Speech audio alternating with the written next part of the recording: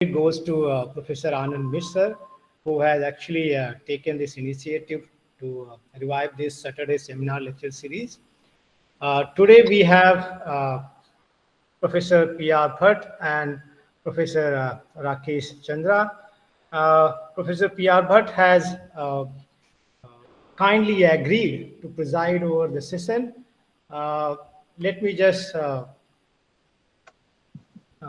tell something, about Professor Bhatt. Professor Bhatt did his graduation and post-graduation in philosophy from Karnataka University, Dharwad. He did his PhD from IIT Kanpur in January 1980 and joined IIT Bombay as lecturer. He became head in 2001 and completed his term in 2004. He retired in 2016 as professor and continued as emeritus fellow till June 2019. He taught several philosophy courses to undergraduate and postgraduate students and supervised 11 PhD students. He has authored about 50 research papers and presented seminars nationally and internationally. He has jointly authored two books, Psychoanalysis as a Human Science, Beyond Foundationalism, and In Defense of Liberal Pluralism. He served as member of several expert committees in philosophy. He was a member of ICPR Council for 2 terms. So, a very warm welcome to you, sir. Uh, Next, we have speaker of the day, Professor Rakesh Chandra. Professor Rakesh Chandra is currently head Department This of is in Philosophy and call you back. I'm right now in a currently in seminar. academics, I'll University of Lucknow. He's yeah, been director, Institute complete. for Women's Thank you Studies, so much. Take care. Dean, Student Welfare, Director, Cultural Activities, and member of Indian Council of Philosophical Research. He has been consultant with UNICEF on primary education and child labor. Professor Chandra has been recipient of UGC and ICPR scholarships and has been co-investigator of one UGC major project on pluralism. He has actively supported gender-specific programs of UNDP, SIDA, ACE, and Oxfam in India and Nepal. He has prepared the country report on gender for DFID titled Challenges and Milestones of Women Empowerment in India. He has also co-authored the UNDP Gender Report for Uttar Pradesh and prepared the Gender Development Index with a special reference to quality of life under the Center of Excellence scheme in 2009. He has worked with Dalit communities on girls' education and Panchayati Raj in Barabanki district for over a decade. He has trained primary school teachers in 28 districts and prepared training manuals for joyful learning. He is on the board of Seva, Beti Foundation, and Suraksha and has actively supported Mahila Samakhya. He was nominated as one of the 5 representatives of UNICEF for the He for She campaign. His areas of philosophical interest are philosophical logic, epistemology, analytic philosophy, feminism, and human rights. He has published several articles, book reviews, and a book. He has conducted a large number of refresher courses, workshops, and seminars at ICPR Lucknow Center and the UGC Academic Staff College. He has delivered UGC special lectures at several universities. So, a very warm welcome to you, sir. And this is immense pleasure and privilege to introduce you, sir, because you have been our teacher in Lucknow University. Most of the things I have learned from you, so I owe you a lot. And it is an enlightening experience every time you speak. So today the topic of the presentation is Rorty and the critique of philosophy.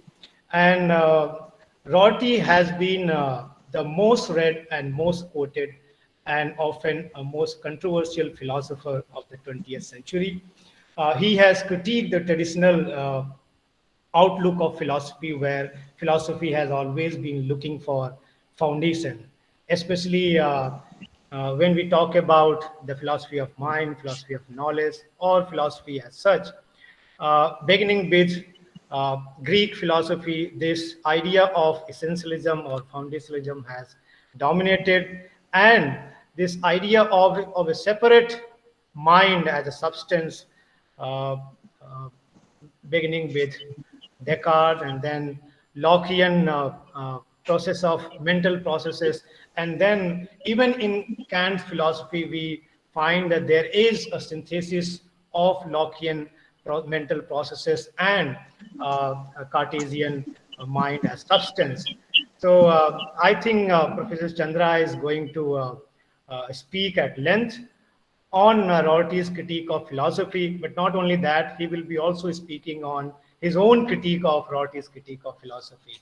But I think the important point that Rorty made is that this something that we call metaphysical constraint when we make our knowledge claims, like the relation that we see between the cognitive subject or the knower and the reality, right?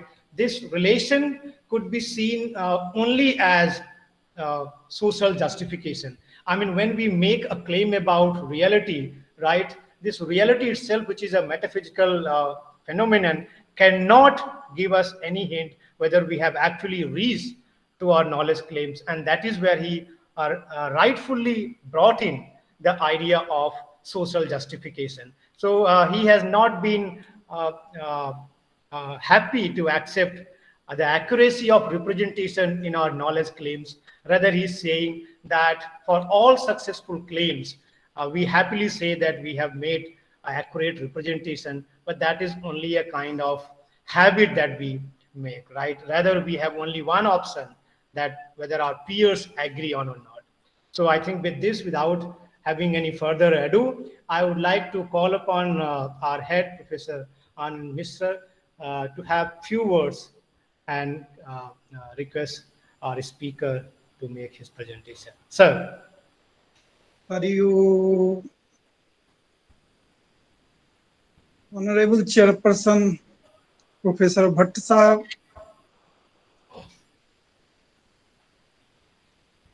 respected Speaker Professor Rakesh Chandra ji,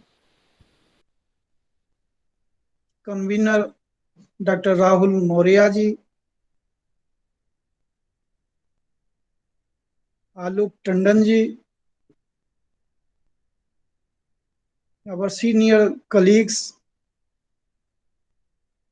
faculties, students, and the learned scholars connected to the seminar. I welcome you all on behalf of the department and all our colleagues in the Saturday seminar. Friends, our chairperson today is Professor P.R. Bhatt. From IIT Bombay, Dr. Rahul has already given a brief introduction about him. One thing I would like to add, that he is one of those few people who popularized philosophy in IITs. Earlier, there used to be one or two faculty in the IIT. It was due to the efforts of people like P.R. Bhatt that philosophy is considered as essential subject in IIT now.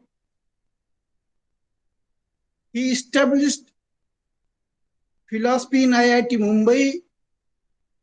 Now it has become just like a department. He just told me that there are now 10 faculties there of philosophy. Sir, I think it is only due to people like you. I welcome you, sir, in our own department in the Saturday seminar. Sir, the department remembers your lecture on thought experiments which you gave when you visited the department. It is proud privilege of the department that you are again with us. I welcome you, sir. I also welcome our speaker, Professor Rakesh Chandraji. Professor Rakesh Chandraji is really a philosopher. Again, he is one of those few professors of philosophy who are entirely dedicated to the cause of philosophy. Every time he thinks philosophy, he does philosophy, or he is totally engaged in philosophy. Last time when Professor Chandra visited Varanasi, our own department, he gave his lecture on engaged philosophy, and that was highly appreciated. Today he would deliver on Richard Rorty, and I think he would further elaborate his position on engaged philosophy. Again, it is privilege, it is proud privilege that you are with us. Sir, I, on behalf of the department and all our colleagues, welcome you, sir. I also welcome our students, our senior faculties, our colleagues, and the learned scholars who are linked to this program, like Dr. Lok Tandon, several faculties from other universities. I welcome you all. All of you are most welcome. I welcome you. Thank you, sir. Thank you.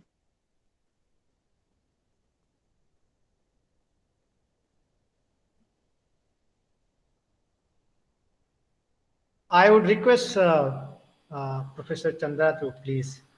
Right. Thank you very much. It's a great pleasure to be with all of you. Although I must also confess that I feel very uncomfortable and not very happy to be working on a virtual platform. मैं बहुत बहुत धन्यवाद देना चाहता हूं professor आनंद मिश्रा का, जिनको मैं बहुत ज्यादा सम्मान करता हूं, जो दर्शन के क्षेत्र में, भाषा दर्शन के क्षेत्र में विशेष रूप से बहुत ही गहन अध्ययन करते हैं और अपने विद्यार्थियों को भी लगातार प्रेरणा देते रहते हैं। मुझे इस बात की भी प्रसन्नता है कि इस सेशन में हमारे साथ प्रोफेसर PR भट्ट भी मौजूद हैं, जो सभी लोग जानते हैं कि फिलॉसफी ऑफ साइंस और एनालिटिकल फिलॉसफी में बहुत वर्षों से उनका एक बड़ा नाम है। मैं बहुत समय की मर्यादा का ध्यान रखते हुए कुछ बातें ही आपके साथ शेयर करना चाहता हूं। And one of the things that I also wanted to share was that, you know, the topic that I have chosen today to talk to you is about Richard Rorty and his critique of philosophy. But I think we need to understand that philosophy is a subject which has always had a great deal of criticism. There are internal criticisms and there are external criticisms. The external criticisms that you all know in the past few centuries have come from two important quarters. One big quarter was the Marxists, who were saying that for too long we have analyzed reality, now is the time to change it.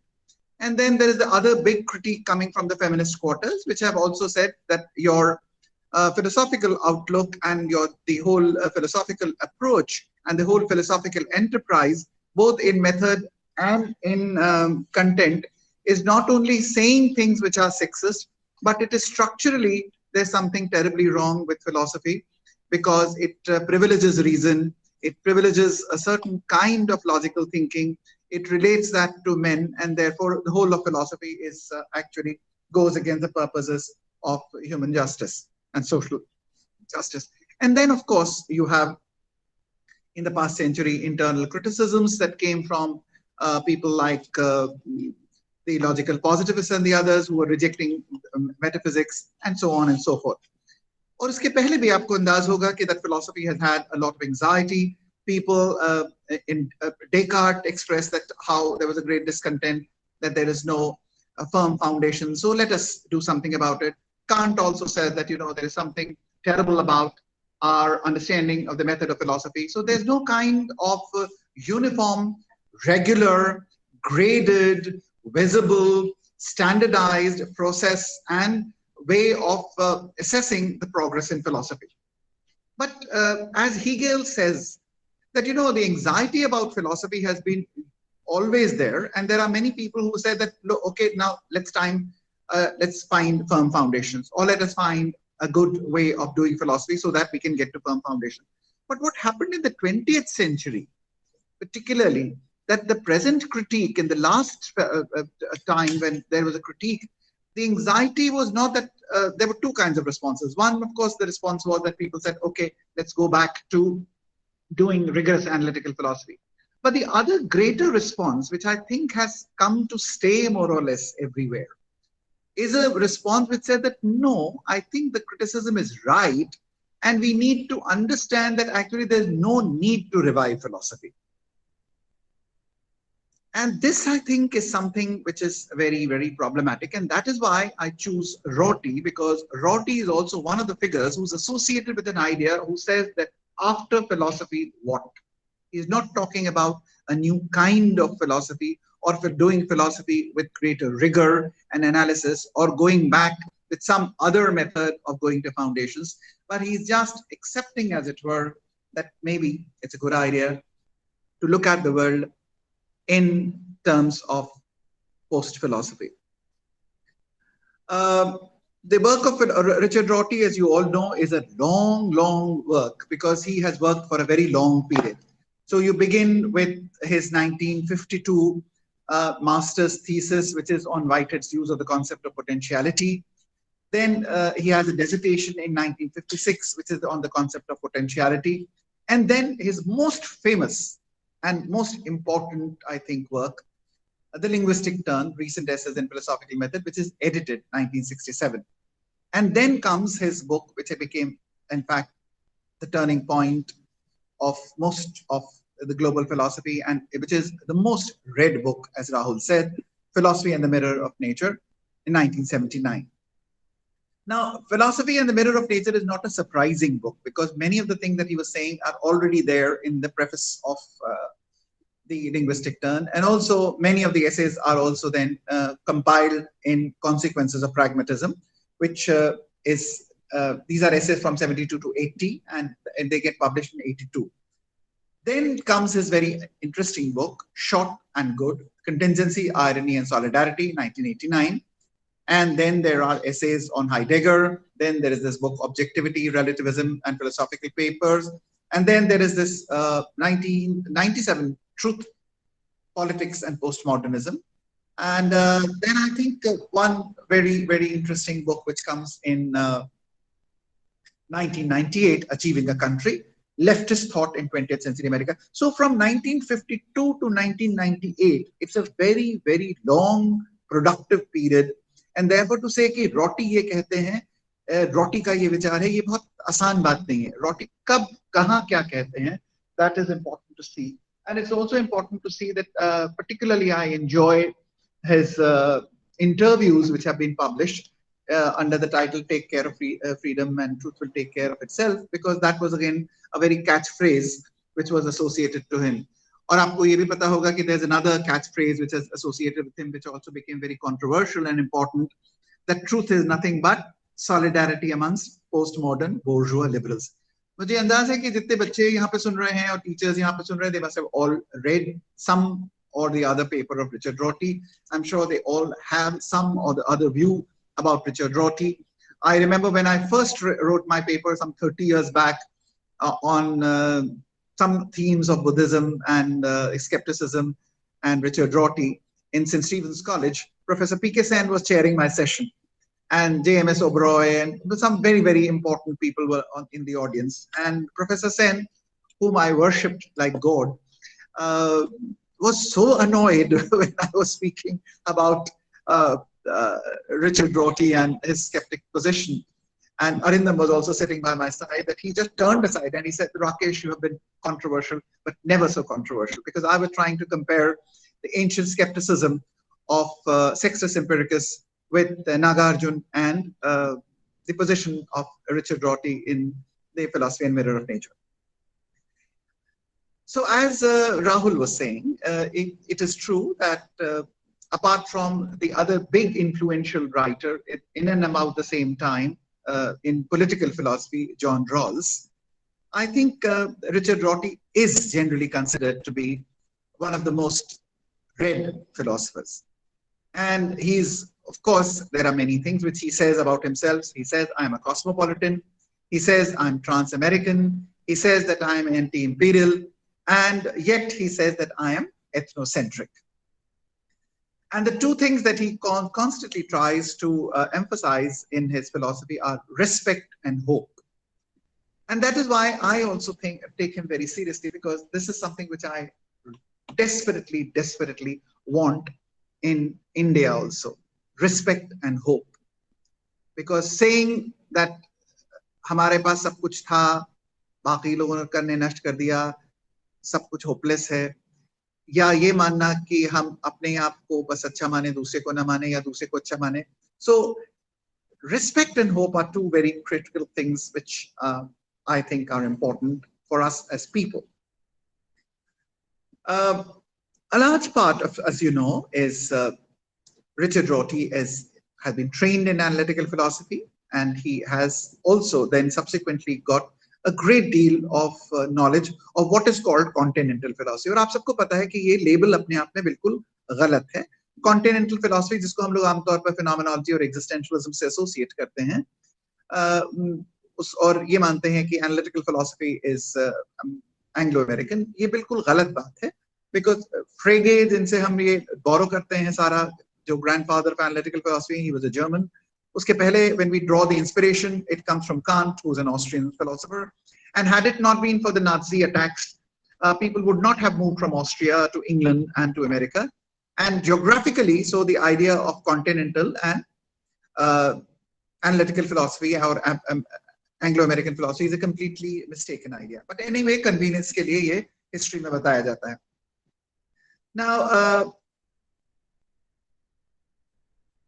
he has, the important thing is that he wants to liberate philosophy from the ivory tower. But he is not the only one. There are many people who said that we want to liberate philosophy from the ivory tower.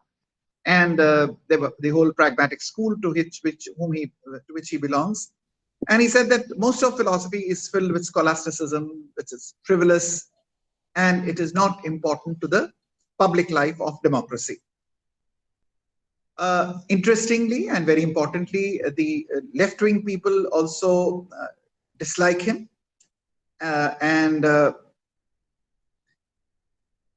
the right-wing people also dislike him, because he, on the one hand, is an internal critic of left-wing politics, because he writes about American left-wing in great detail. And he was also very critical of the right-wing politics, and so he renews the debate about the public role of philosophy. So both the reddest of left and the bluest of right dislike him. And he's also, very interestingly, and I think that's an interesting thing for the Indians right now, that he's an eloquent advocate of American patriotism. And he thinks that America is actually a country of Emerson and Whitman, and it needs to be achieved in the spirit of John Dewey and Rawls.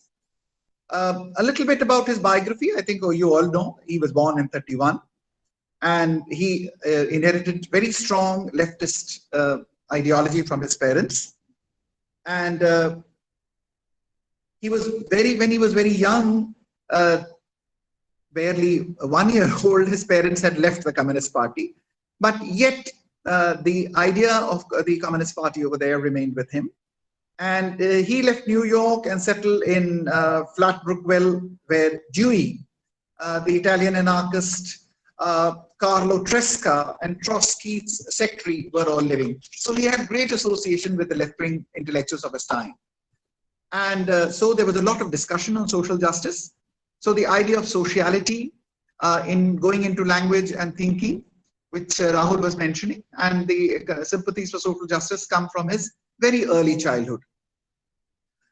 But on the other hand, he also had the great absolutistic aesthetic bend, and he went to college in Chicago, and he found, and at that time he says that I wanted to find something intellectual or an aesthetic framework which would tell me in a thrilling phrase which he find in W.E. Yeats, hold reality and justice in a single vision.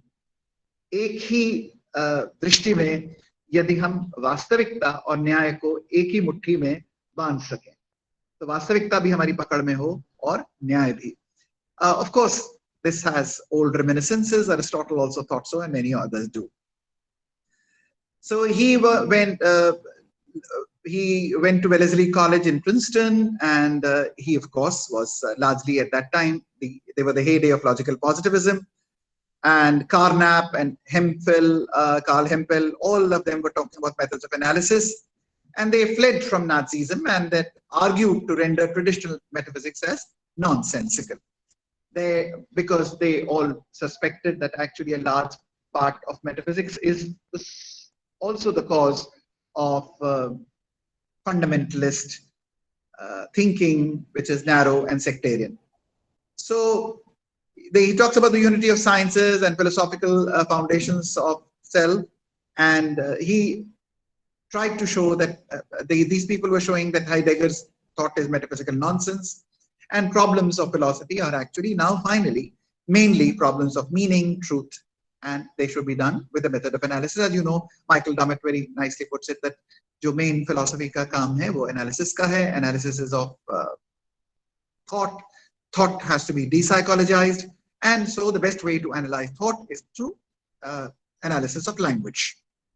And it is not a language, but the language, as it were. So these were the broad parameters of analytical thinking, both the positivists as well as what was called the other school, which was not necessarily committed to logical positivism.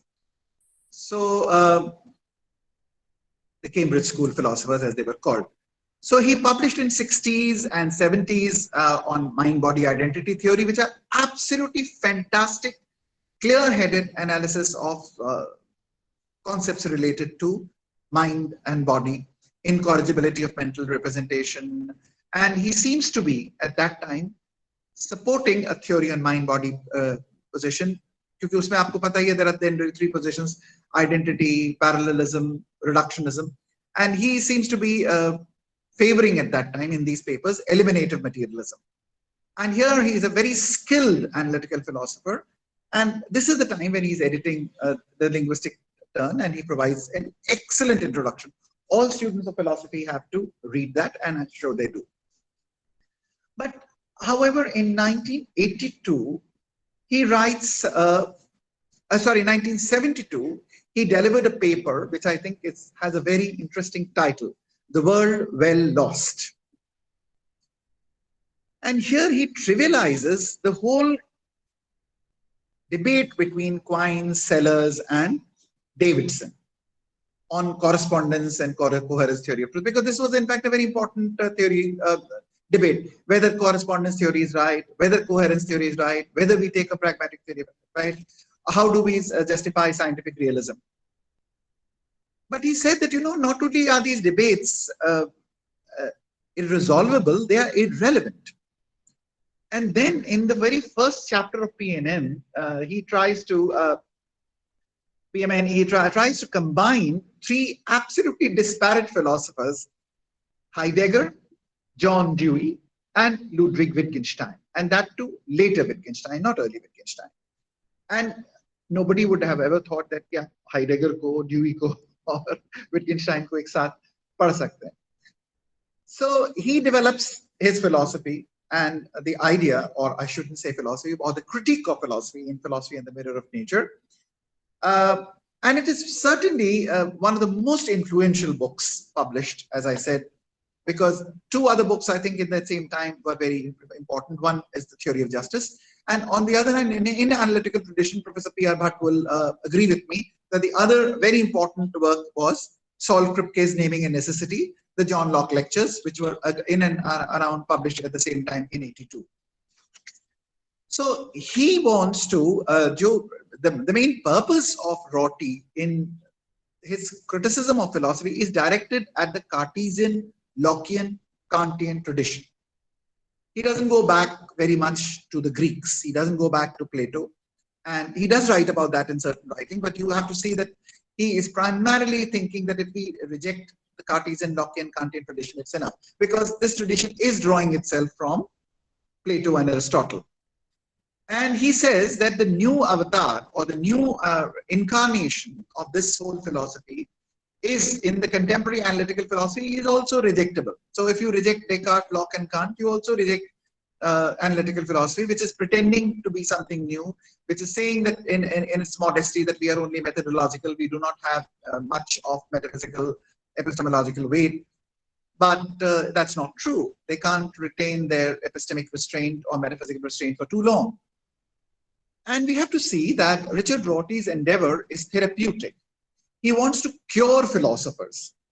And that is why I remember, and that's why I was thinking that Professor Mishra would Anandji would remember that this idea of philosophy as a cure is a very Buddhist idea, Mahavaidya.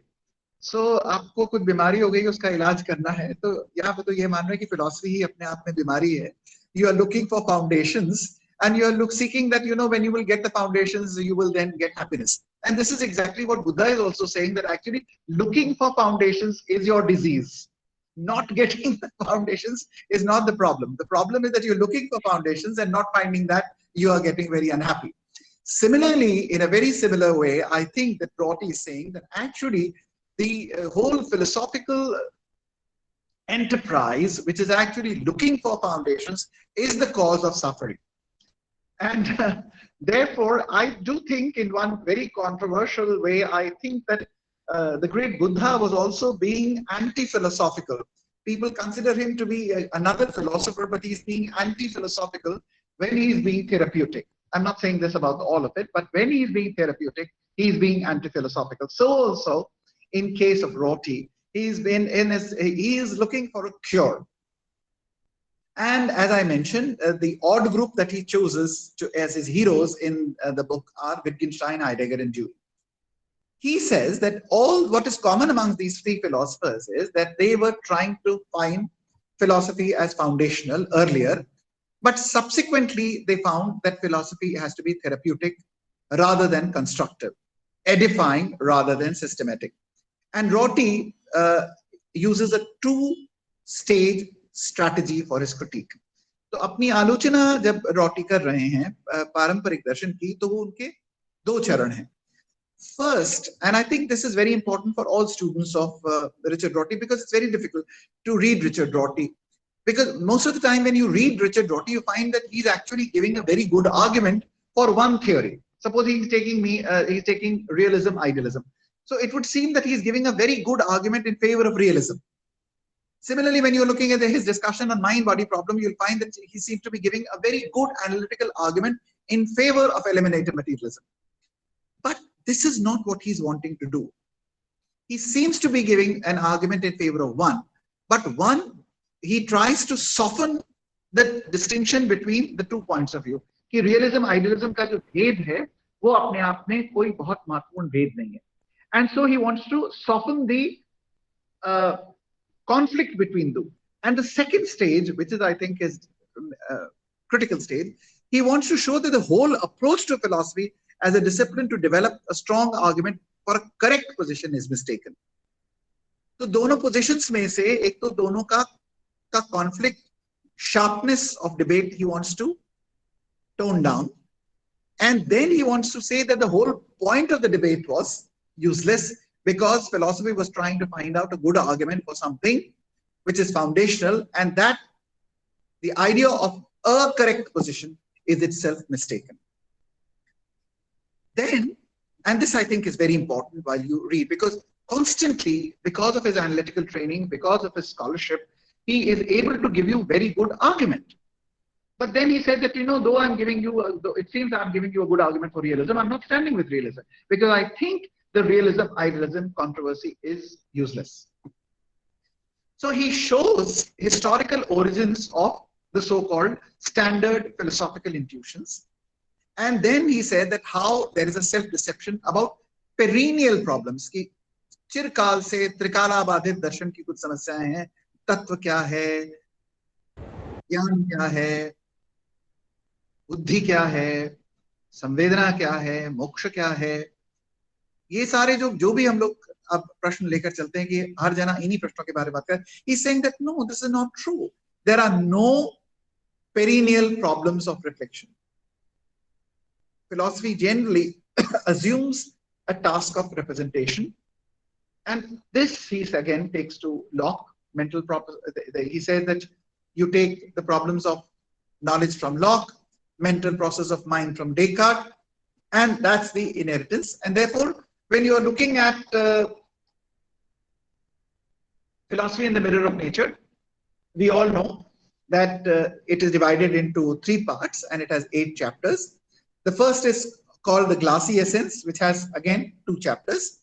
Invention of the mind, कि mind का विचार आया कहां से, क्योंकि आपको पता है ये ग्रीक विचार में भी पहले नू का विचार, सेल्फ का विचार, आत्मा का विचार, ये वो वाला विचार नहीं था जो कि माइंड का विचार डेकार्ट से आगे स्टैंडर्डाइज होता है. So when does the idea of mind come? And similarly when you look at Indian philosophy also you have to see कि माइंड आप किसको कह रहे हैं. आप चित्त को कह रहे हैं कि महत्व को कह रहे हैं कि अहंकार को कह रहे हैं कि चेतना को कह रहे हैं, या आप उधर चेतना को अगर सांख्य में जा रहे हैं तो क्या आप माइंड को उधर ले जाएंगे, पुरुष की तरफ ले जाएंगे, या इसके एवोल्यूट्स में ले जाएंगे, महत्व पे ले जाएंगे कि अहंकार पे ले जाएंगे कि चित्त पे ले जाएंगे कि कहां पे ले जाएंगे. So what is constituted, what is understood by mind also changes with the system of philosophy and generally in time. So he's saying that there is an invention of the idea of the mind and persons without mind. That is a controversy that he is discussing in the first 2 chapters. Then he, in the next 4 chapters, he talks about mirroring.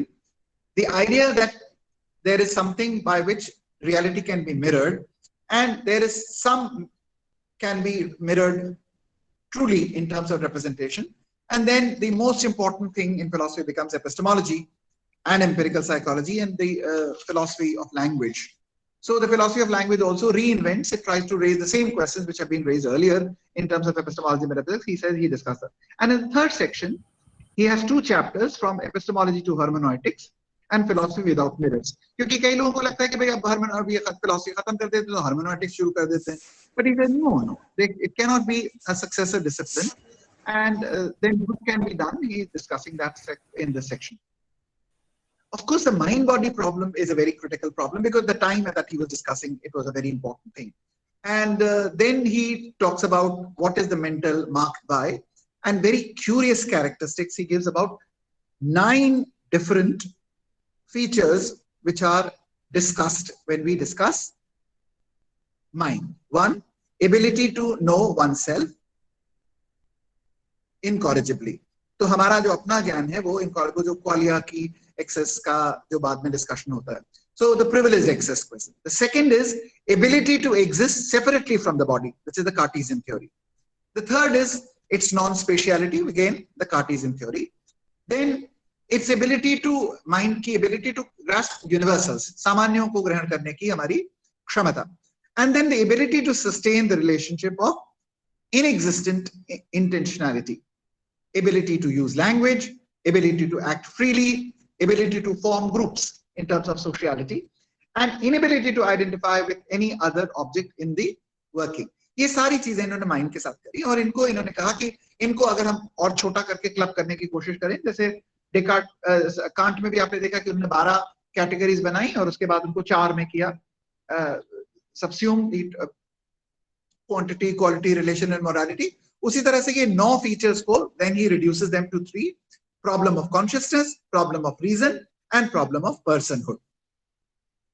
And he says that all these discussions can be clubbed into that. So and he says that कि आज के जमाने में हम लोग जो बात कर रहे हैं philosophy of consciousness, where we are talking about neurons and pains and all of that, इसको भी we can of course trace this back to Aristotle and Plato.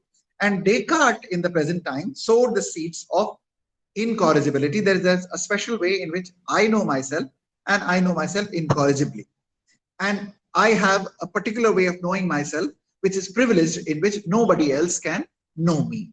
So this kind of a special feature of my self-knowledge he associates with Descartes. And in the second chapter, he has then a very, very clever story.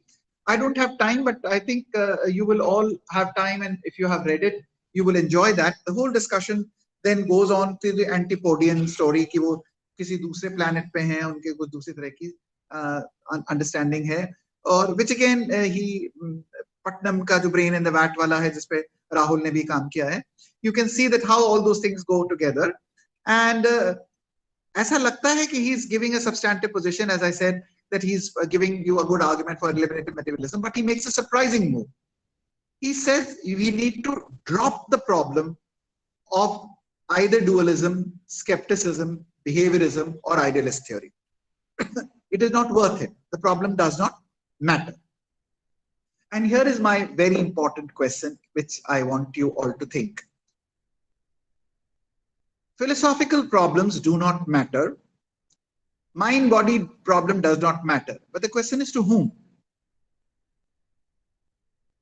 ये बात सबको पता है कि दार्शनिक समस्याओं का जो महत्व अलग अलग लोगों के लिए अलग अलग प्रकार से होता है. दार्शनिक समस्याएं दार्शनिक को जिस प्रकार से चिंतित करती हैं और उसकी दार्शनिक जिज्ञासा से उठने वाले क्लेश को उस मुक्त करने में मदद करती हैं, साधारण मनुष्य के लिए वो समस्याएं अगर नहीं है उसी रूप में, तो अगर आप ये कहें कि माइंड बॉडी प्रॉब्लम नहीं है तो किसके लिए नहीं? फिलोसॉफिकल एक्सप्लेनेशन के लिए ये प्रॉब्लम्स थी, ये ऑर्डिनरी आदमी के लिए तो कभी थी ही नहीं. Similarly, he talks about the rise and the demise of epistemology, and he talks about the high noon of privileged representation in terms of Quine and Sellers. He talks about Quine's holism, and he understands why holism has a distrust of the whole epistemic enterprise. आपको याद ही है, सब बच्चों ने पढ़ा है, जो second section है Quine की analytic synthetic का critique का two dogmas of empiricism का, जिसमें वो holism को advocate करते हैं. And he said that, you know, all statements can be seen as continuous from the definitional to the empirically verifiable, and any statement can be taken in by making sufficient changes to be considered as analytic. And so his theories can be considered to be holism. And Quine is an analytical thinker, but he moves from the first order, second order distinction subsequently to naturalization of epistemology, and therefore the science, once again, science and philosophy are seen to be continuous. जो बीच में आपको याद होगा कि Frederick Ramsay के ऐसे में और बहुत सारे ऐसे में ये बड़ी क्लियर बात कही गई थी कि enterprise of science and enterprise of philosophy are different because we are talking at a second order.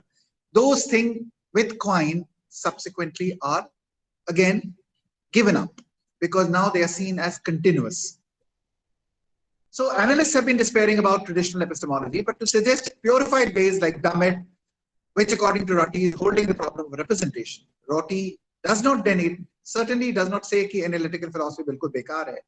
He said that subsequently he said that my book should not be read as a criticism of analytical philosophy, but he wants to say that philosophy as a foundational discipline which transcends history must be given up.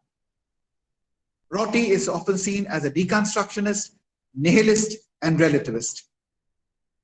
Karl Popper had criticized the idea of laws of history through which future can be predicted. Rorty, in this sense, is not a historicist. He's not a historicist like Marx. No part of culture is privileged, neither history, nor science, nor poetry. Rorty illustrates historical accidents and contingencies. He, however, has a very healthy historical sense that how language games arise, get introduced, and pass away. There is no perennial problem. He also then is a historicist in this sense. He is skeptic as one who does not know the real truth behind the veil. And he says that let us abandon this metaphor of metaphoric. So skepticism as a suspension of all attempts to escape history and language to find foundation. So his primary thing, as I said, is the pretense of philosophy to be a trans-historical position about perennial problems is something which he's knocking down. He's a skeptic in this sense, and he does not deny truth or objectivity, but he demystifies. What do you mean by truth is not something which is transcendental. Similarly, objectivity, he said that, when you talk, when in that essay, The World Well Lost, he said that, if you want objectivity of things out there in space, ki ye kya space mein hai? Of course they are space mein hai. So externality to the subject in terms of things being space and time is not something which he is denying at all. But to talk about objectivity in some strict kind of Aristotelian sense, etc., is something which he is rejecting. He also, I think, and that's very important, does not see hermeneutics as a new method of commensuration. He says it is an expression of hope that cultural space left by the demise of epistemology will not be filled. ऐसा नहीं है कि आपने एक भगवान हटाया उसकी जगह दूसरे बिठा दिया. Because this is the whole thing with philosophy also. They said we'll knock down religion and now we shall sit on that. The arrogance of analytical philosophy also created that thing that now we are going to tell you which are the correct statements, which are the not correct statements, statements which are scientific statements are correct. Rest of the philosophy needs to be thrown out of the window. And now you have the other arrogant people who are saying that no, whole of philosophy needs to be thrown out. And that's the kind of a difficulty which you have even in some cases with Richard Rorty himself. So, but he suggests a new metaphor for understanding philosophy just as a conversation, not as an inquiry. And this, I think, is again a strange binary. Why can't a conversation and an inquiry go together? But there is, I think, a vestige of binary thinking which remains in Rorty. Because if he is rejecting binaries, then either philosophy is edificationary or it is foundational. Either it is conversation or it is inquiry. Why? Why can't it be that we attenuate the concepts and then engage in something with, because that's the kind of thing which we have in many. 2006 has a collection of essays by Richard Rorty, and he talks, these are by Cronus, Polychronus, you must have read it. And it's an edited volume. And he said that the whole idea that there is something august called philosophy, which we can ask for help when problems arise in, is misguided. Philosophy is just a pigeonhole into which different things are stuffed in different centuries and even in different universities in the same country at the same time. And this, I think, is strangely coming true in India. Different self-perceptions of philosophy, because the kind of thing which is being done in was being done in Madras University at one time, the kind of thing which was being done in IIT Mumbai, the kind of thing which is being done in philosophy department in University of Lucknow, Jadavpur, and Jaipur University. It was very different from the kind of thing which was being done by the University of Madras and other kinds. So there are different self-perception. So what is the method of philosophy within the academic community apart from many different understandings of philosophy? I know a lot of people in the country continue to say, you are very old-fashioned. You have a very narrow view of philosophy. You have pigeonholing, you have not moved. Philosophy ko bilkul kathor analytical philosophy ke alawa kisi ko nahi mante. So now these are the kinds of, but there are people who say that let's take a more encompassing view. So here also in different departments, when they are teaching philosophy in different ways, they are, it's like a pigeonhole ki aapne uske andar alag. Two crucial notions of truth and knowledge are being examined and reinterrogated by Rorty. It is certainly the case that truth is not a possible object of study any more than knowledge. This is what he says. Neither has the nature to be understood. The kind of true beliefs that mathematicians acquire, the kind poets acquire, the kind engineers acquire, the kind politicians acquire, the kinds mothers acquire, are not usefully viewed as a species of the same genus. So when the mother knows, I know my child. When the engineer knows, I know my bridge. When the poet knows, I know my poetry. When the politician knows, I know my voters. They are not talking about the same kind of thing, according to Rorty. The idea that human beings are primarily knowers, the knowing and truth-seeking are what makes them wonderfully different from animals, is a bad one.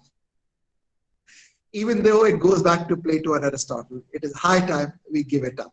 And that is where I'm laughing at it, but I cannot tell you that how much it annoys me. Because it, I think, takes away my personal, all my past 30 years of being in philosophy, all my existence as a person in philosophy. If we give up the idea of truth, if we give up the idea of knowledge as principal ideas in which philosophers are interested, we are actually giving up not only something as philosophers, but something which we cherish as human beings. And I think this is my position head on to Rorty. He may think that truth seeking, knowing, is not a very important part of the human self. I don't. So there might be other more important things like fighting wars or making peace or living in a democracy, but I don't think I can live a world in which a democratic discussion does not look at the idea of truth, does not look at the idea of knowing, and does not educate other people into ways of knowing which we think are more appropriate than others. In 1979, he takes a very different look at notions like truth and accurate representation. And Rorty does speak of an innocuous manner in which, as I said, the world outside does shove it around. So दुनिया है तो, अब आपने एक तरफ तो कहा world well lost, and then they say, but in a very innocent way it is there.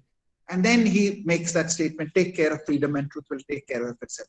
But the point is, freedom of whom? Freedom of human beings. Human beings meaning what? Human beings as knowers, or human beings as eaters of food, or human beings as engaged in sexual activity, human beings as tillers of fields, human beings as what? What kind of a minimal, thin theory of the self will you associate with these human beings who are sitting in a cafe with Habermas and having coffee? Who are these people? Are they holograms? What is their characteristic? Even if we do not say essential characteristic, but some kind of a working characteristic by which they engage with each other. And is this not a minimal kind of a metaphysical theory with some epistemic grain in it, which is required? His critique, I think, is overdoing. The point that he's making is important, but his critique is something is an overdo. Rorty's work, in above all, is guided by two central virtues, respect and hope. And my question is, respect for whom? Hope for whom? And whatever that be will give me some kind of a minimal metaphysics. Nobody wants to go to Plato. In fact, after Plato, before Plato, there was nobody who accepted Plato. And we also suspect that Plato himself perhaps also did not believe in what he was saying. So the question is that what is he knocking down? So while critiquing most classical distinctions like appearance, essence, convention and nature, analytic and synthetic, a priori and a posteriori, mind and matter, innate and acquired, Rorty does approve of Hume's emphasis on education of the moral sentiment over the alleged power of reason. And these are only fallible human authority of Rorty's pragmatism. And here I take one commentary which summarizes Rorty's position, which is Mendieta's position. Epistemologically, it is anti-representational. Metaphysically, it is anti-essentialist, which is all right, and that's why I compare him with Buddhism. Ethically, it is anti-foundationalist, again acceptable, or anti-cognitivist, because you know all Braithwaite and others are all anti-cognitivists. Metaphilosophically, it is anti-philosophical, and that is where I think the crux lies. This, it seems, to advocate the end of professionalizing philosophy. Politically, it is anti-normative. And there again, I have a problem. How can you have anti-normative politics? Because politics to me is one version of public ethics. So there are many, many things which I think we can go on. Rorty is appreciative of the highly professional style of analytical philosophy. People who get confused that he's rejecting philosophy and analytical philosophy should read his interviews. He says that analytical style of philosophizing is beneficial. But the fundamental mistake is that it goes to transcendental philosophy and in the secrets of rationality. He says, I think analytical philosophy is a recent variation of the transcendental theme, which insofar as it has a Kantian transcendental price, has the force of the same. In summary, but a brilliant observation, Rorty states about analytical philosophy that it worked itself out of job. It started with the notions of logic, language, analytic truth, conceptual analysis, which it then criticizes. So the effect of analysis was to analyze away its own tools. कि analysis जो analytical philosophers थे उन्होंने अपने आप को ही अपने काम से बाहर कर दिया, क्योंकि उन्होंने कहा कि हम शुरू करेंगे लैंग्वेज से, बाद में धीरे धीरे करके उन्होंने कहा लैंग्वेज कोई रिप्रेजेंटेशनल नहीं होती, लैंग्वेज यूज में होती है, यूज अपने आप में सोशल होता है। एनालिटिक टूल्स की डिस्कशन शुरू किया, जैसे एनालिटिक सिंथेटिक टूल्स का कुछ कोई मायने नहीं होता, अगर आपने स्ट्रॉसन की बात मान भी ली तो पटनम की पोजीशन से आपकी पोजीशन बदल जाती है। कंसेप्चुअल एनालिसिस में आगे डेविडसन ने ये कहा कि कॉन्सेप्ट्स को आइडेंटिफाई करना मुश्किल होता है, तो there is no idea of a conceptual scheme, और वो अब आपने रिजेक्ट कर दिया। तो फाइनली एनालिटिकल मेथड्स को इस्तेमाल करते करते आपने फिलॉसफी को ही के सारे कॉन्सेप्ट्स को खत्म कर दिया, अब आपके पास कुछ नहीं है करने को। Now this is supposed to be a big critic of that, but people who read philosophy, उनके लिए क्या नई बात है ये? Did Wittgenstein not say that we have to show philosophy, the thing about showing the fly out of the fly bottle? Philosophical problems are not problems to be solved but to be dissolved. Did he not say that after doing philosophy we'll throw away the ladder and there'll be no philosophy to do? After practice he thought कि अब philosophy करने की जरूरत नहीं है. After investigation he thought the same. So जो analytical philosophers अपने बारे में कह रहे थे, उस बात को इतनी भयानक criticism की तरह से जब ये रिचर्ड रॉटी कहते तो I'm very surprised. Most of the thing, my one line criticism or observation on the brilliant work of Richard Rorty is that most of his critique directed against analytical philosophy is already said, accepted by the analytical philosophers themselves. What he is doing does not necessarily necessitate that we move out of philosophy, but we can remain in philosophy and do it analytically, more honestly than we do. So he, of course, when he talks about open society and its enemies, about that, so his skepticism of foundationalism in terms of absolute foundation is well known, but it does seem curious why, as an ethnocentrist and a contextualist, he is not ready to grant a sympathetic understanding to philosophy and philosophers. अगर आप ethnocentric हैं, तो आप ये मानिए कि हाँ France के लोग क्यों मान रहे थे उस तरह की philosophy उस जमाने में, इंडिया के लोग क्यों उस बात को मान रहे थे उस जमाने में. So you need, rather than dismiss them, your view should actually be more sympathetic to other people who are doing philosophy in their particular way, in a particular way, in particular times. Therefore, his rejection of the whole of philosophy does not seem consistent with his own idea of relativization and ethnocentrism. There is much that can be said, and I'm sure there'll be a lot of discussion. I am extremely sorry that I'm so tied up. I have a meeting immediately after this, but I'm quite sure that please take the questions. I will take those questions subsequently. Professor P.R. Bhatt is a great expert of analytical philosophy and also a great expert in Richard Rorty. Also, he has, and I, both of them share many common interests like our reading of Saul Kripke. So I'm sure he will be able to address some of the questions therein. Please permit me to leave right now. Thank you very much, Professor Anand, for giving me this opportunity. Thank you very much, Rahul, for giving me this opportunity to talk to your students.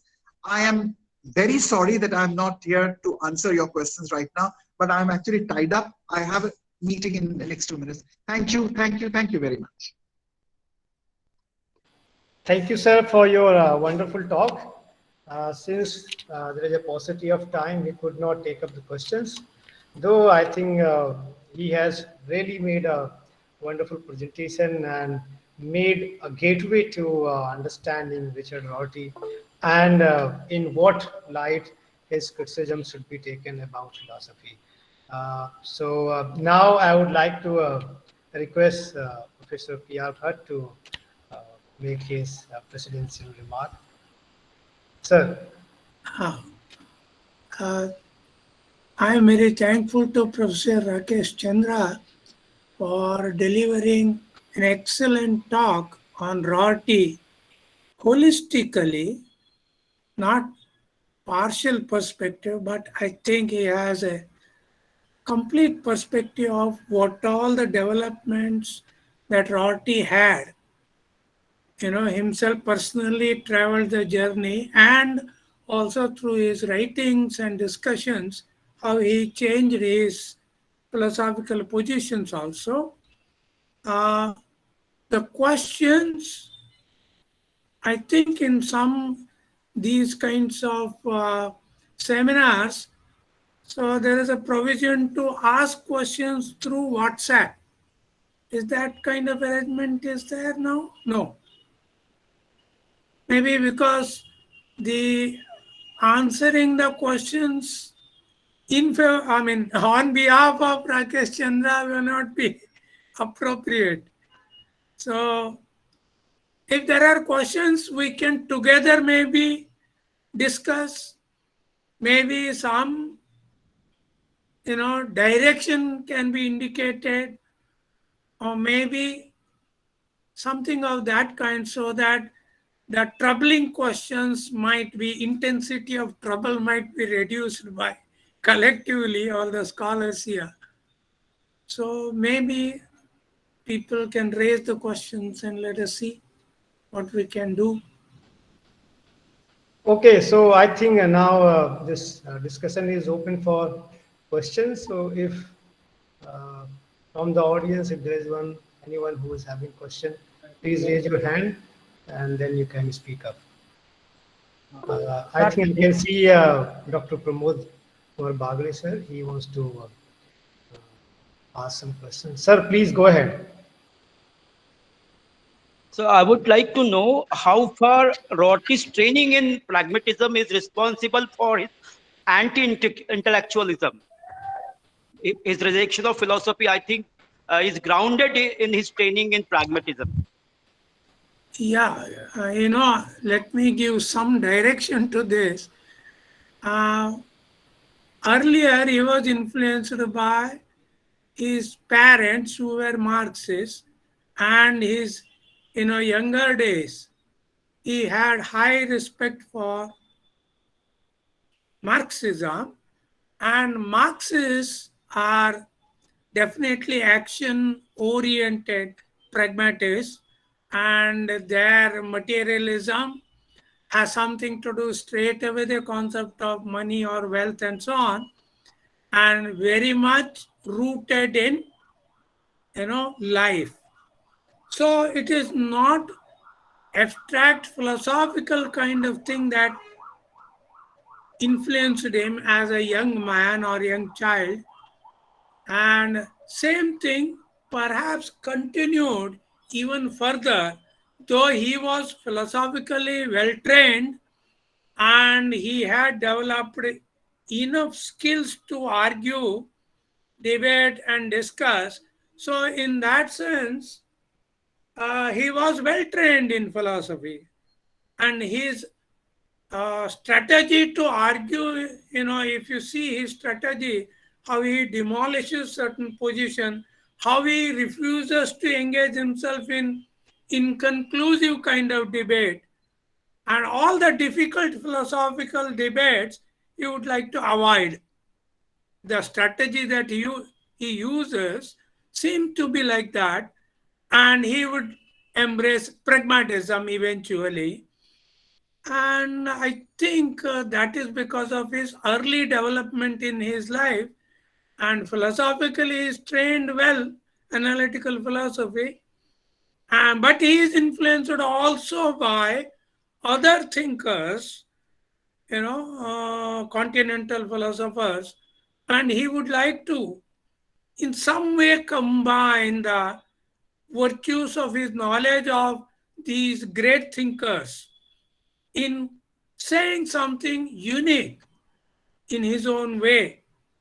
But it is to our generation perhaps to judge how far he succeeded. As Professor Rakesh Chandra said, maybe other things can be tolerated, but not negating the very philosophical activity.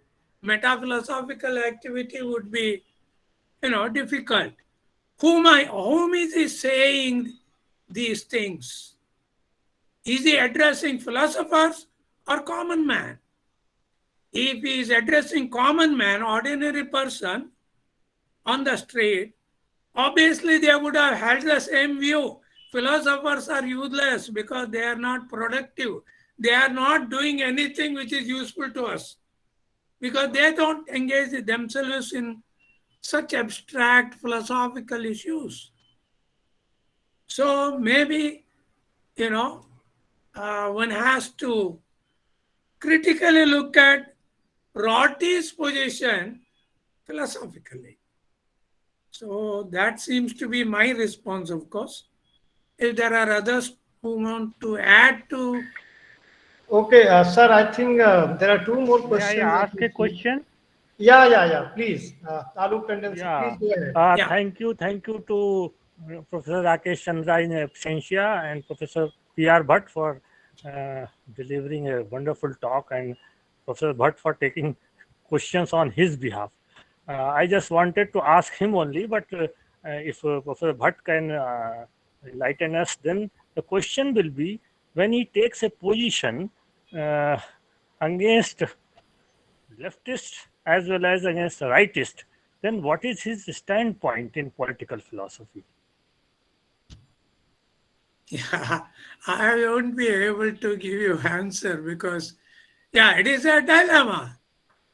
If neither you belong here nor there, is the very dichotomy useless? As Quine would put it, we use binary logic quite often. Multi-valued logic, etc. He says not so important or not worth exploring further. I would like to deal with two-valued logic, binary logic, because that is helpful in rational thinking.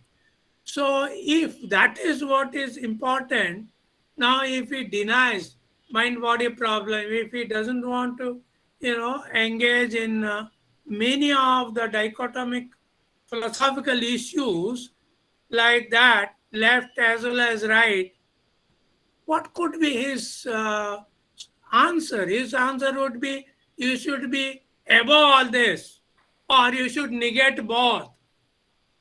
Yeah, there are many who have said this, because if mind-body problem is there, that is phenomenal world problem. Let us talk about liberation, where mind-body problem doesn't arise at all. I have solved all the problems. To this, I tend to say this. I narrate a story, for example. If you have a dental problem, you go to dentist first time, and he says, no, tooth is decayed, I will extract your tooth, things will be all right. Second time you go to him with the same kind of problem. He says, remove another tooth also. Third time, he says, no, this can't be, deep canalling can be done, but that may not last longer. You have a choice. Either I will extract it totally, or root canalling I will do, and maybe capping I will do for some more time, you can prolong. Then he goes, doctor, is there no solution to this toothache problem? I'm repeatedly troubled. He says, no problem, we can solve that also. Remove all the teeth and have dentures. You look very handsome, as well as no toothache. So if we talk about mind-body problem, if you say that liberation will resolve the problem, no problem of mind-body or something of the suffering or this, that, is that the solution we are asking for? So it is negating the problem itself. It is throwing the baby with the bathtub. So, philosophical issues have certain force only in certain contexts. If we do not accept the dichotomy at all, the problem may not arise at all. So what Rorty wanted to achieve by removing the dichotomy, I don't know. Similar problem was there with Derrida also, I think. Centering problem. You have binary, male, female. You will prefer one out of these two. Obviously, if you prefer one of these two, you will be biased against someone and biased in favor of someone. So it will always be value loaded. So natural. So if you want to get rid of this bias, get rid of the dichotomy. So this suggestion leads to non-knowledge. If there is no category, if there is no conceptual contrast and opposite concepts, similes, and so on, you stop doing philosophy altogether. So I don't know whether this. Sir, I think Rajan has also raised his hand. Might be he wanted to ask something. Yeah, thank you, sir. Yeah. Basically, I prepared for this lecture for at least 1 week, and Rakesh Chandra has left, so I'm a little bit disappointed. You could, I guess, all of you, his email must be available. Shoot your questions to him. Let us see what answers he gives. So basically, sir, I would like to propose 2 or 3 comments, which will also include some questions. First is that, as we all know that truth or love for truth is the single most luxury we philosophy scholar, philosophy lover have. But all of a sudden, a thinker comes like Rorty and he says that, look, that you are in a false hope. You cannot reach that. What should we do at that time? Shouldn't he be a fallibilist rather than being nihilist or skeptic or relativist? Fallibilism seems much more a good theory in philosophy rather than being a total nihilist or relativist or skeptic. What should we do at that time? On the other hand, when Professor Rakesh Chandra quoted about that, take care of freedom and truth will take care of itself. What kind of conception is that, like without responsibility, without aim, without certain foundations, what kind of freedom we are going to live? Would that freedom be a lazy freedom? And shouldn't we consider that when he says that there is no intrinsic human nature, as Rorty says, and there is no hope to find the foundation through philosophy, isn't it a bad idea to create a negativity in philosophical minds? This is the first question. And second comment is that, which is very much related to Professor Rakesh Chandra, is that in the contingency, irony and identity, one of the essence of the book is that in that book, Rorty criticized or disposed the whole dichotomy between a public and private self. And Rakesh Chandra sir also proposes this public and private self to strengthen the foundation of feministic philosophy. So how would Professor Rakesh Chandra look at this approach, that on the one hand he is a humanist feminist, and on the other hand Rorty is criticizing the public and private self? And third is that when Rorty proposing the idea of pragmatism, shouldn't he be considered it contingent, the way the sense of contingency which Rorty takes in himself? Shouldn't he be contingent about his idea of pragmatism? Taking up the whole world or taking up the whole human world on a pragmatic treadmill is also seems a bad idea or to the philosophical world. So these are some of the comments and questions can be included, would be sufficient. Yeah, I understand. Yeah. The quick response I will have is this. For example, truth. The word truth is used in several ways. One way, when we say truth, we mean the reality. What is the truth about a particular story? Somebody murdered some other political leader. So when you ask this question, you are asking about the facts, trying to know what is the fact.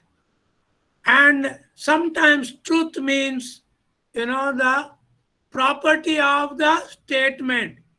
Something is true if it is a description, for example, whether it describes the reality or the fact authentically. So it's a property of the statement. So some other statement might be false. That false statement will lack this property. So truth means something else. So somewhere else you might say, try to be true to yourself.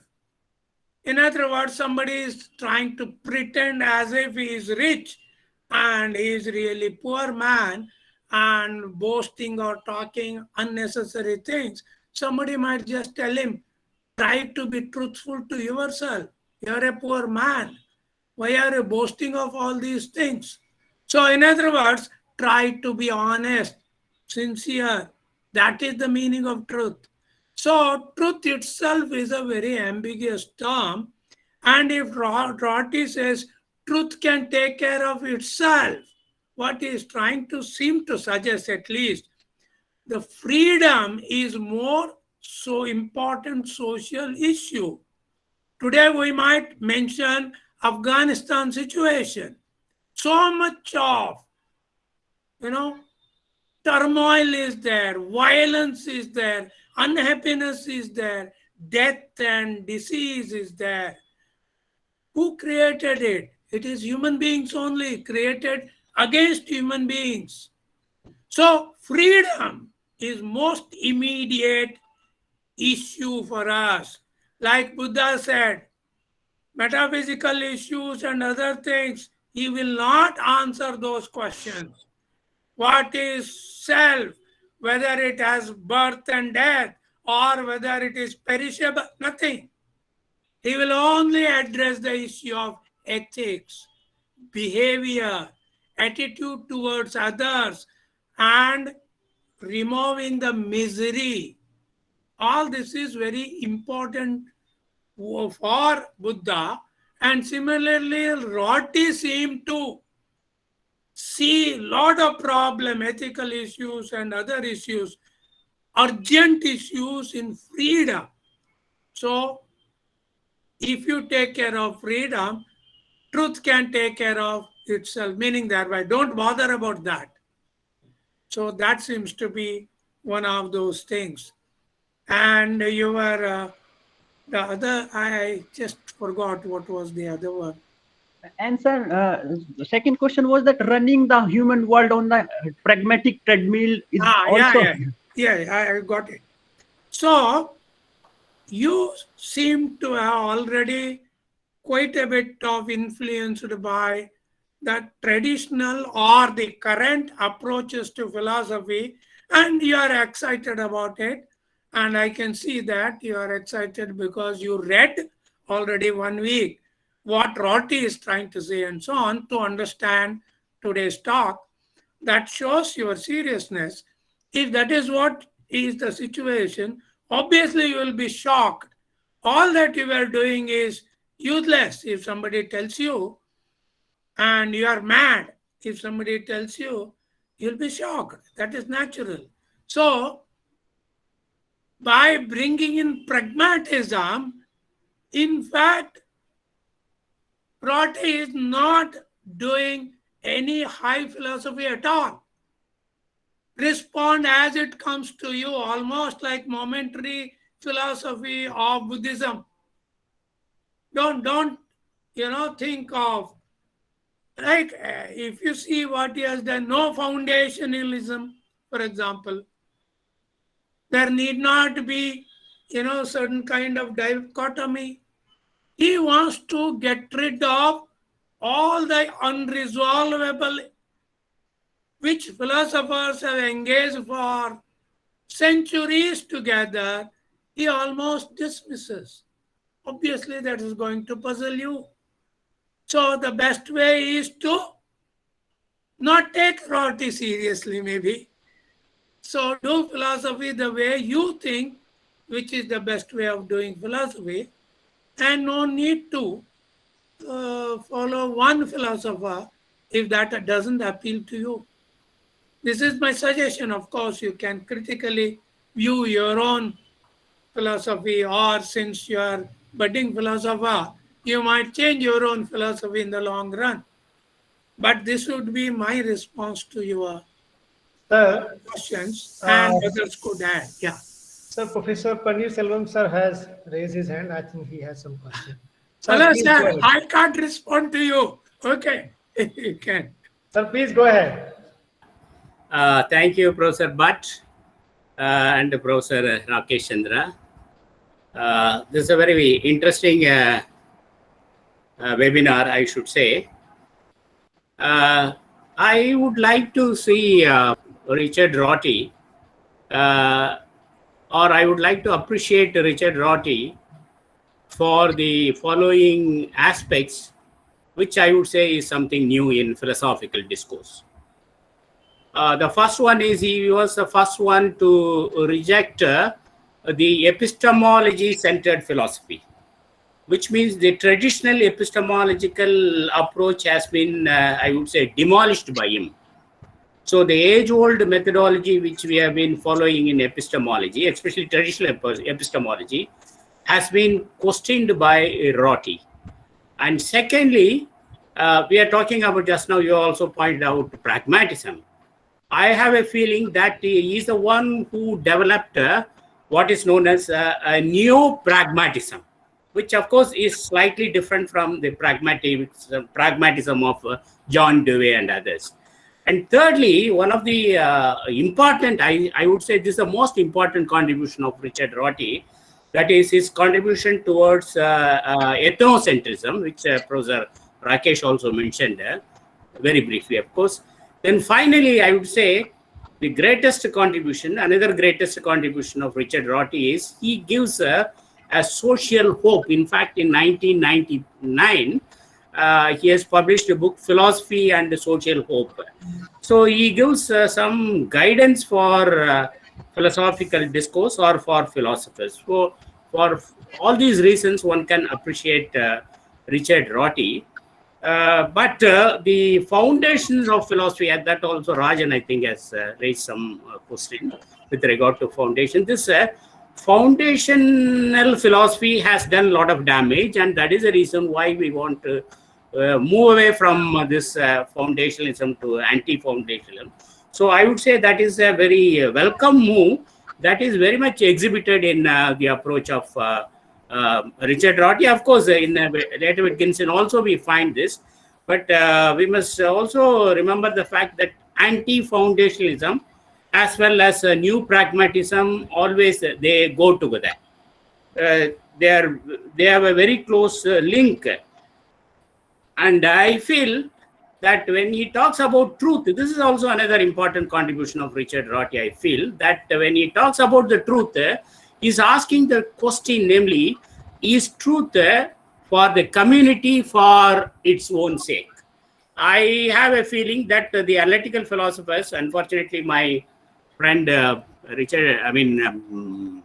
Rakesh is not there, because we often quarrel among ourselves with regard to analytical philosophy as well as continental philosophy, and he would affectionately call me as a philosophical enemy.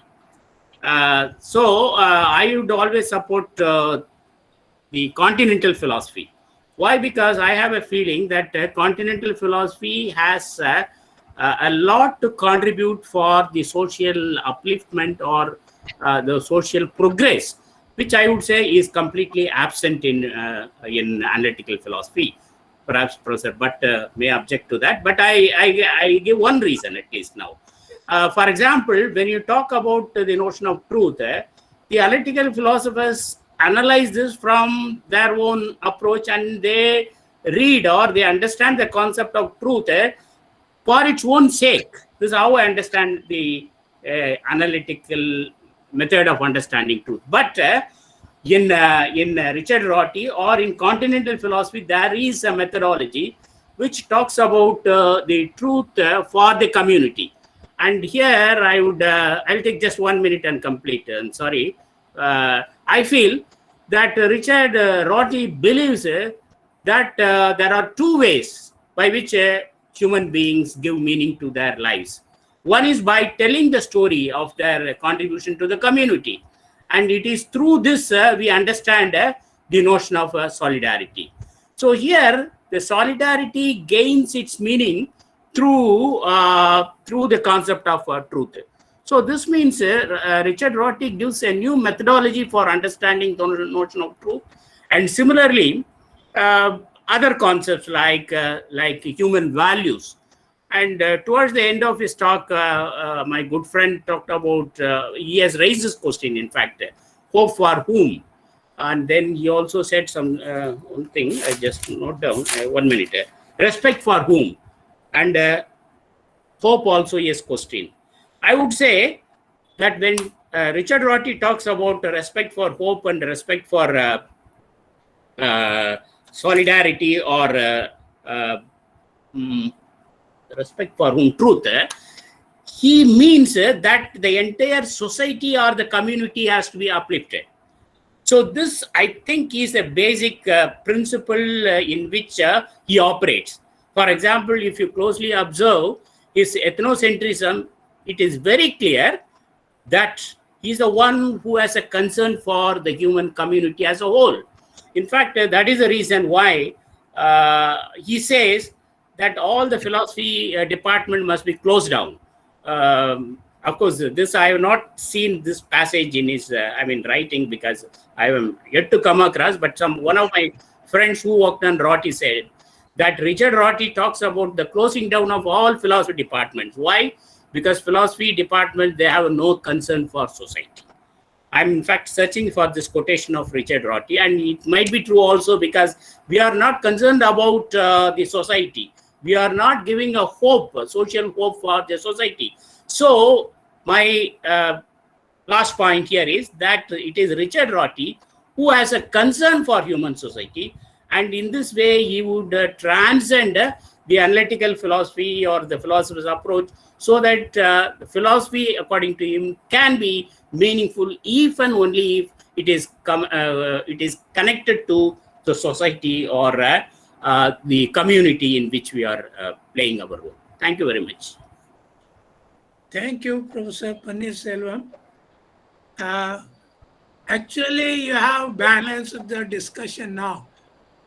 In some way, the criticism, all that is raised against Rorty, you have already answered from the Rortian point of view.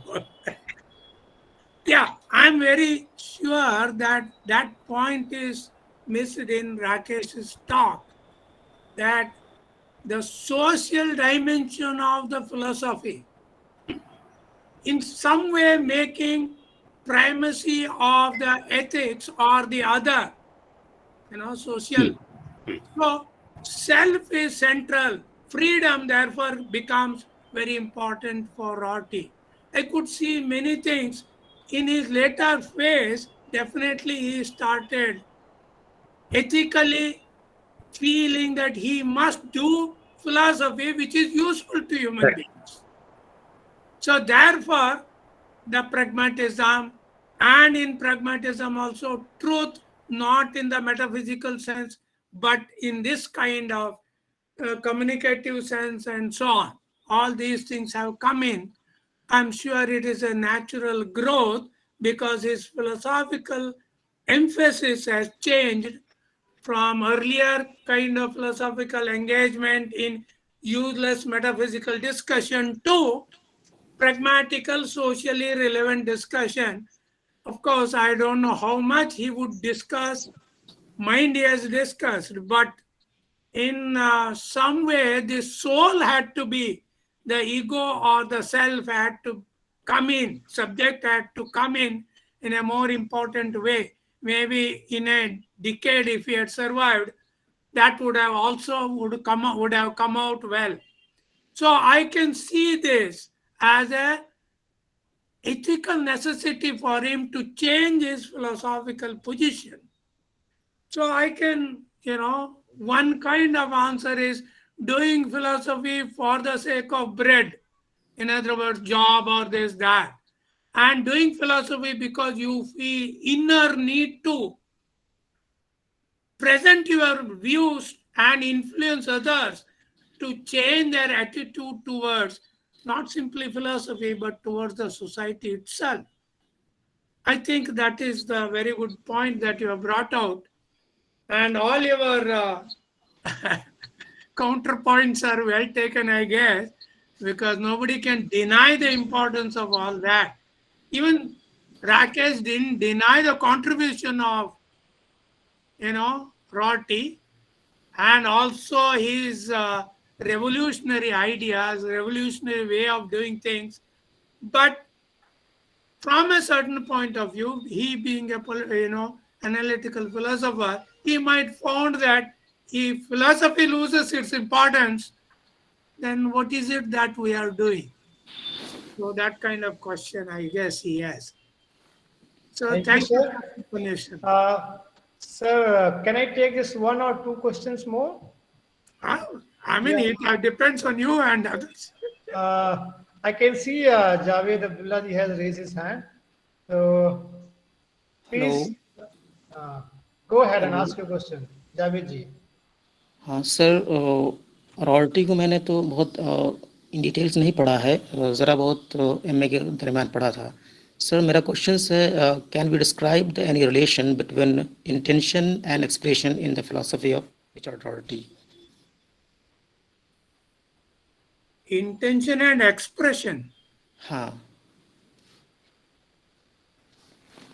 Human intention हाँ, यानी कि हम अपने मतलब ये मैं पूछ रहा हूँ कि रॉयल्टी के दर्शन में इरादे और अभिव्यक्ति के बीच किसी भी संबंध का वर्णन कर सकते हैं, और कर सकते हैं तो उसके क्या, उस अभिव्यक्ति के क्या क्या रूप हो सकते हैं? I guess Professor Paneerselvam is the right person to respond. Is he there?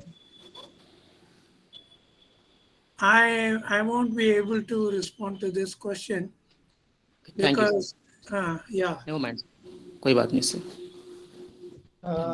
Next is Kavita Misra ji has raised her hand. Please go ahead and ask your question. Sir, as our speakers are said about mind, that it is different from interactionism and parallelism and some traditional concepts of mind, then what is the real and exact nature of mind, and the relation between mind and body? And sir, one more question. Sir pointed about the mirror concept and mirror nature, something which I didn't got much. So I would ask mirror concept, and is it real or appearance? Yeah.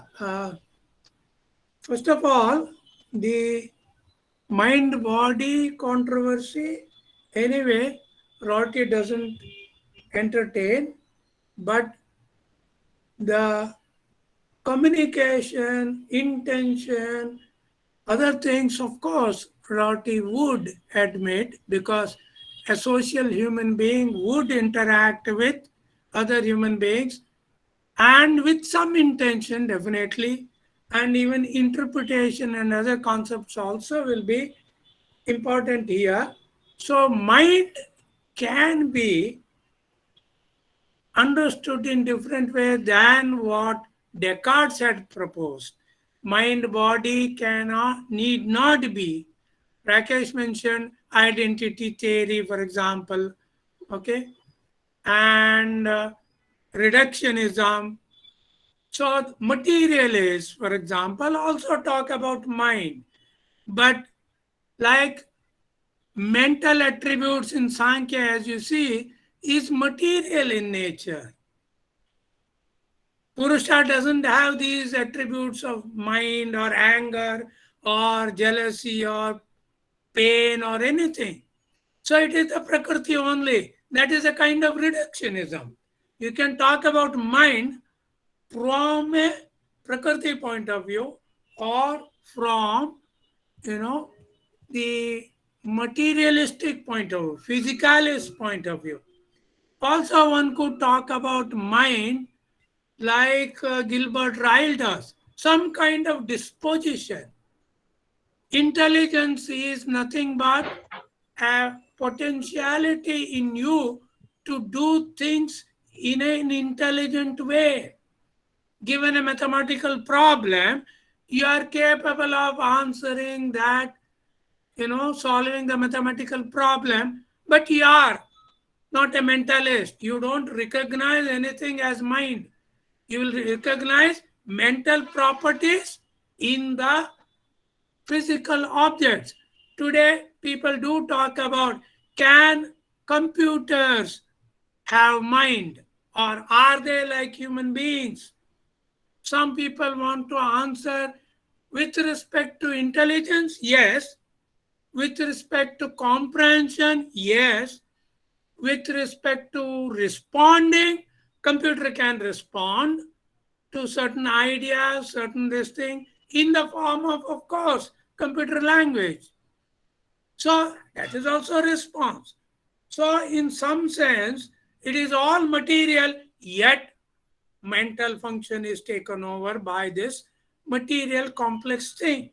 So that way, mind need not be diverse to body in these scheme of things. So mind-body problem need not be there if you accept idealists, for example, also will solve this mind-body problem. They will see matter as an idea, extension of idea, that's all. You never know the matter. All that you know is the ideas pertaining to what we call matter. So that way, mind-body problem is resolvable from certain point of view, and Rorty doesn't want to entertain this problem at all because it is irresolvable and therefore unimportant. Pragmatic point of view, of course, of a certain kind. Then the concept of mirroring. What he is talking about is, for quite some time, analytical philosophers or those who are influenced by logical theory and this, that, so they are talking about ideal language. Logical positivists were the ones who were enthusiastically trying to develop ideal language, where you develop an ideal language, perfect language, where ambiguity and other things are, eliminated, troublesome words are eliminated and so on, and you talk of language which represents the reality. And like if you consider, Tractatus Logico-Philosophicus of Wittgenstein, he said, well, theory of meaning he provided is picture theory of meaning. In a sense, the reality is pictured by the language, and the statements are true if and only if they are able to depict the reality the way they are or the way it is. So that particular approach to epistemology, that particular approach to truth, this is what is the concept of mirror of nature or whatever. That is what it is, primacy of the epistemology that is being rejected. So Professor Panniyarselvam pointed out that logical positivists or analytical philosophers had their heydays at the cost of other things like ethics and metaphysics and so on. So Rorty is trying to bring back the attention of philosophers to the other values, social freedom or social values and so on, communication, interaction and so on. So this mirror is nothing but the mirroring of reality by language and correspondence theory of truth, which those people did talk about. That has to be rejected according to Rorty. Thank you, sir. Thank you, sir. I think let's take, sir, the last question, and then we can bring this session to a close. Abhinav Tiwari has asked question. Abhinav, please go ahead and ask. Hello, sir. Good afternoon, sir. Am I audible? Yeah. Yeah, sir. I'm very much intrigued by the wonderful lecture, and though I'm presumably in doubt and too much skepticism has befallen on me, sir. My point is that it seems to me a little bit archery in darkness, because Rorty was too much analytically trained and he debunked the analytical philosophy. It means he has exposed the philosophical nature of analyticism, that it is a self-annihilating nature of philosophy when we are analyzing too much philosophy and we are debunking the philosophy at the same time.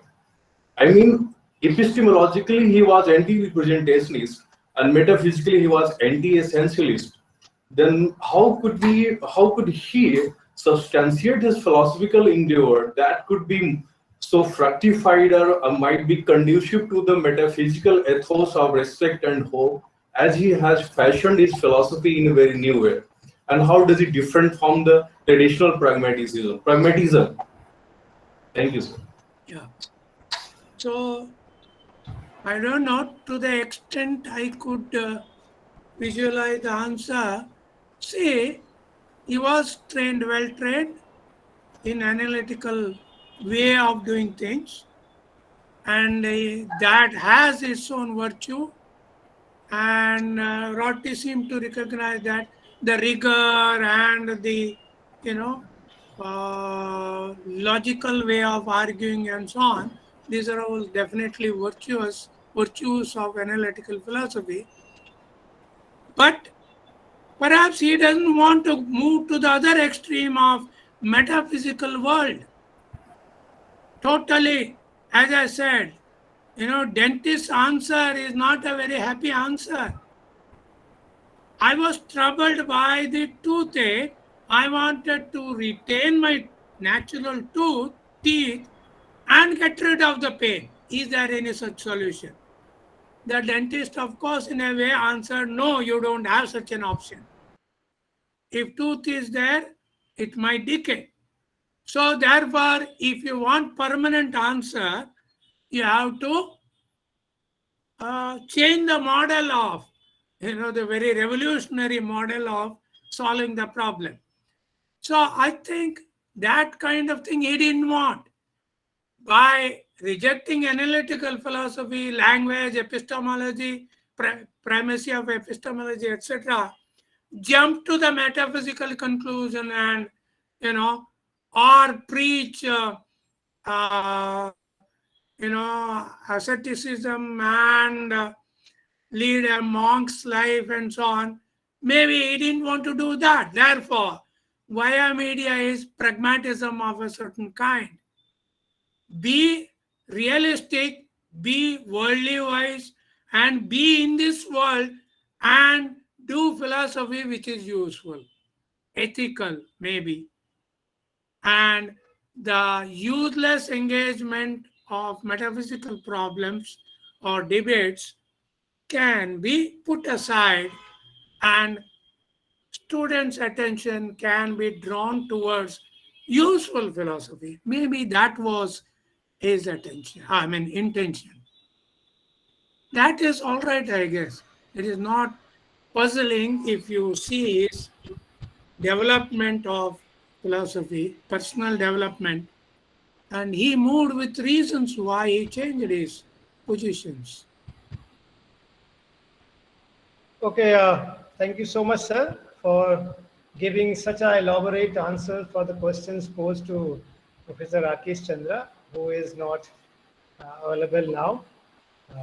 Thank you so much, sir. Now I would like to invite Dr. Priyanka Mishra ji to please propose vote of thanks. Rahul. Hello. Ha, sir. You could invite Mr. Chairman, sir, for presidential remarks. Sir has been giving such an elaborate answer. I think, okay, sir can also give a presidential remark. I think, sir, please. Okay. So I would say that the lecture was very, very interesting, and he touched upon almost every dimension of a philosopher and philosophical positions and the change in his philosophical journey. And of course, he has written so many books and so much to read and so much complication in understanding his ideas, because earlier ideas and later ideas do not match all the time. So given all these complications, a tough philosopher whom Rakesh Chandra has made simple in an hour's time or hour and few minutes, couple of minutes more maybe. So he has done an extremely nice job. Of course, he would have been a better responder to all the questions raised here, since he has read thoroughly Rorty. I am not in such a comfortable position to answer on behalf of Roti or on behalf of Rakesh Chandra. Whatever appealed to me, whatever sounded as plausible answer, I tried to give that. Of course, Professor Pannirselvam came to our rescue and he tried to put things in counter perspective. That way, there is some balancing act that has happened, and I'm very happy that the talk was very fruitful, and it will become more fruitful if we go home and do the reflection on what happened in the seminar and what was the highlights and what is the important takeaways from the talk. Thank you very much for patient listening, and I thank organizers for conducting the seminar in an excellent manner, and people are very serious, and it is a good sign that philosophy has hope. Thank you very much. Thank you so much, sir. Thank you so much. Not only just presiding the lecture, but also fulfilling the job of the speaker by answering such a huge questions in a very elaborate manner. I think the department and this seminar lecture series is really grateful to you that you have really come to our rescue and make this seminar successful. So thank you so much, sir. Now I would like to invite Dr. Priyanka Misraji to please propose vote of thanks. Am I audible? Yeah, you are audible. Am I audible? Okay, thank you, Dr. Rahul. I am Dr. Priyanka Mishra, Assistant Professor, Department of Philosophy and Religion. I feel extremely proud to have the opportunity to give a vote of thanks on behalf of my department. First, I would like to extend my profound gratitude to Professor P.R. Bhatt for addressing all the questions on behalf of Chandra sir related to topic so wonderfully. Thank you so much, sir, for your deep insight into the topic, and thank you so much for enlightening us. And I'm pretty sure now our students can explore more about Roti. And thank you so much, sir, for your stimulating remarks, and I hope you will visit us again. So thank you so much, sir. And now I would like to thank the speaker of the day, Professor Chandra, for his illuminating lecture, and for making Roti so interesting. Thank you so much, sir, for your commendable talk on the subject and clearing our concepts, and enhancing our understanding pertaining to the Roti. So, sir has talked about a few things which I would like to just mention here, because sir, his critical diagnosis of what Roti takes to be defining subjects of philosophy, and especially the role of philosophy, because sir has also talked about respect and hope. Respect and hope are two very critical things that demonstrate the relevance of Roti's thought to the most urgent question of our time. So Roti urged us to revisit the role of philosophy, science, and truth with a liberal democratic vision of politics. So, and especially I also like that the way he compared he tried to find out some similarity with Buddha, and where the kind of, when we talk about the looking for foundation is the cause of suffering, because if you see that Buddha was also kind of anti-foundational.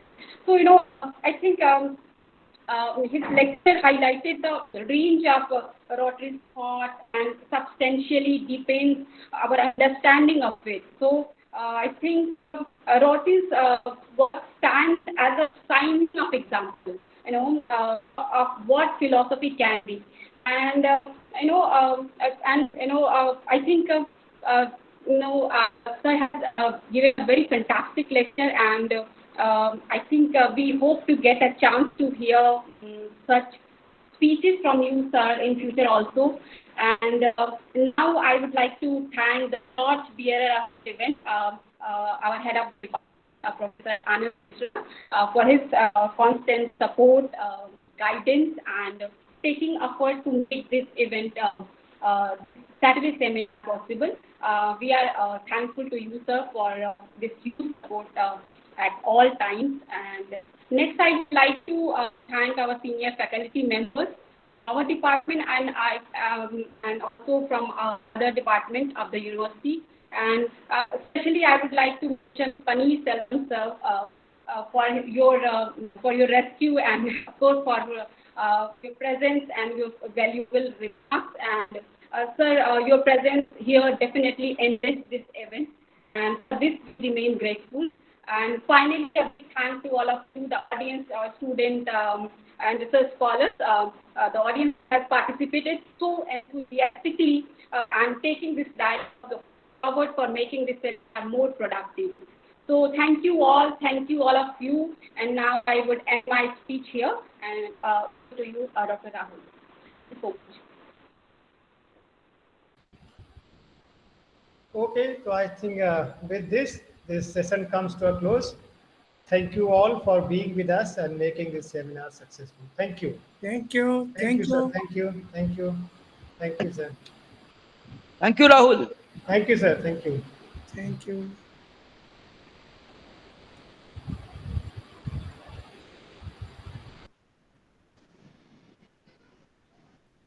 Thank you very much. Thank you.